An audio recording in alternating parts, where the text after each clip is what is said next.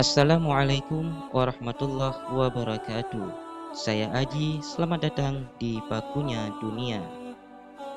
Keberadaan ulama di atas permukaan bumi ini laksana bintang di atas langit yang dapat memberi petunjuk bagi orang-orang yang membutuhkan.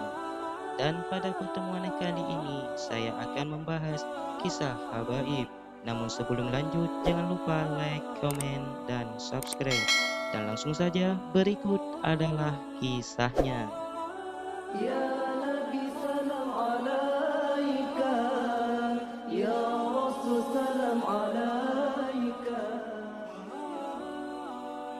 Setelah selang beberapa lama menuntut ilmu di Surabaya, Said Sulaiman dan adiknya pergi menuntut ilmu di Pasuruan, tepatnya di Pondok Pesantren Semendi Sugoropuro di bawah asuhan Kiai Haji Soleh Semendi.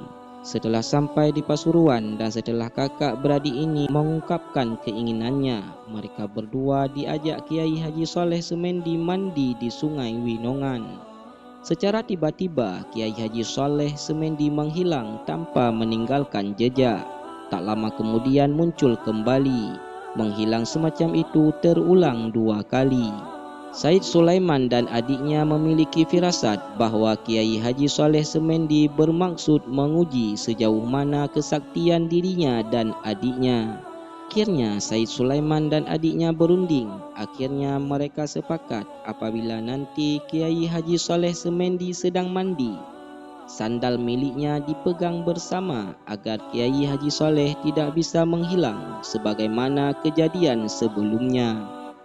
Maka kakak beradik itu memegang sandal dengan mengerahkan segala kesaktiannya. Demikian pula Kiai Haji Habib Soleh Semendi. Namun Kiai Haji Soleh Semendi tidak bisa menghilang. Dia tahu dia tidak bisa menghilang sebab sandalnya sedang dipegang kakak beradik itu, yakni Said Sulaiman dan Said Abdul Rahim. "Jangan lakukan itu, lepaskan sandal saya," kata Kiai Haji Soleh.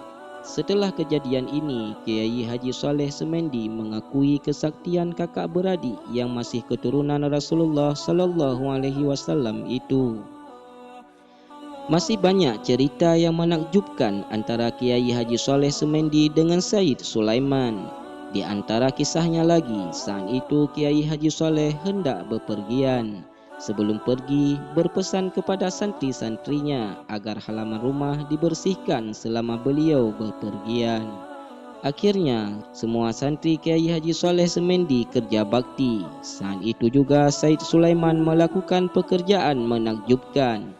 Pasalnya beliau mencabuti pohon besar sampai bersih.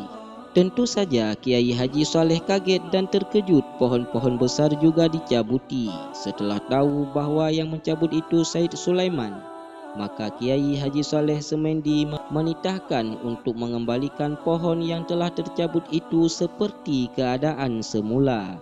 Dan ternyata dengan izin Allah Subhanahu wa Ta'ala, Said Sulaiman dapat mengembalikan pohon-pohon itu seperti sedia kala. Maka sejak kejadian itu, kabar kesaktian Said Sulaiman telah masyhur sampai ke pelosok-pelosok desa. Setelah Said Sulaiman mengira cukup menuntut ilmu di Kiai Haji Soleh Semendi, kemudian beliau menetap beberapa waktu di Kanigoro, Pasuruan. Di sini beliau mendapat julukan Pangeran Kanigoro. Lama-kelamaan Raja Pasuruan mendengar kesaktian dan karamah Said Sulaiman. Namun sang raja masih belum percaya akan kabar itu, sehingga ia sering meremehkan karamah Said Sulaiman. Saat itu putri keraton tiba-tiba hilang saat berjalan keliling kota Pasuruan. Kusir dan kereta kuda yang digunakan sang putri juga ikut hilang tanpa adanya jejak. Sang raja tentu sangat sedih dan terpukul atas kejadian itu. Akhirnya di keraton diadakan sayembara besar-besaran bagi yang menemukan sang putri keraton, maka dirinya akan mendapat hadiah yang sangat menggiurkan. Namun malang sekali tidak ada satupun yang bisa menemukan sang putri keraton. Sang putri seakan-akan hilang tanpa meninggalkan jejak sama sekali.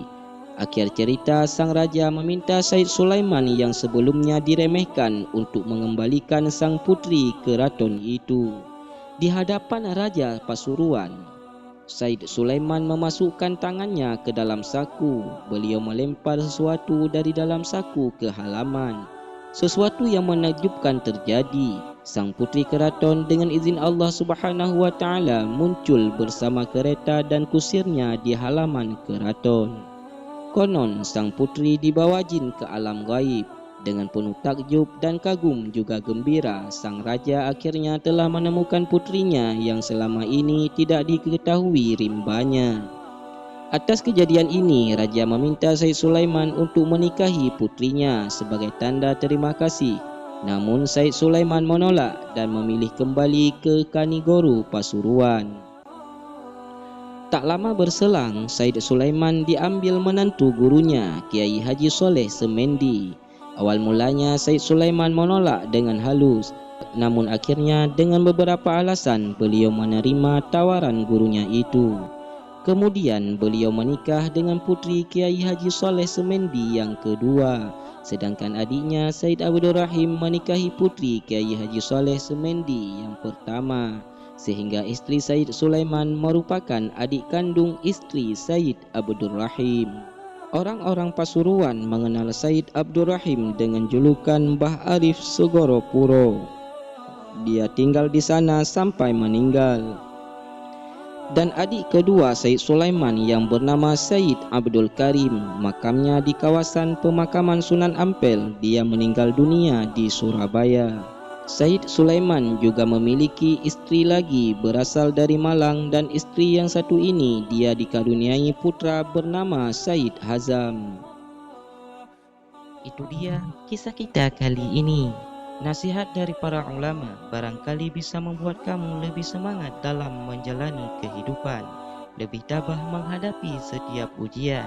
Jangan pernah merasa bahwa hanya kamu satu-satunya yang diberi ujian. Setiap orang memiliki ujiannya sendiri dalam kehidupan. Menjadi menang atau tidak atas ujian tersebut tergantung usaha kamu dalam menyikapinya. Saya Aji, Pakunya Dunia, undur diri. Wabillahi taufiq wal hidayah. Wassalamualaikum warahmatullahi wabarakatuh.